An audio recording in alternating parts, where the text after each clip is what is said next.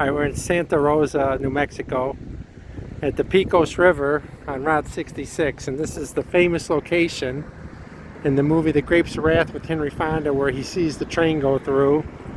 And as you can see, there's more trees down than when he had it in the movie, but this was a westbound Rock Island, Southern Pacific train. Alright, we're in Santa Rosa, New Mexico. In the movie The Grapes of Wrath, this is where the steam train comes through, Southern Pacific train comes through while they're on their way to California. It's the Pecos River. Pecos.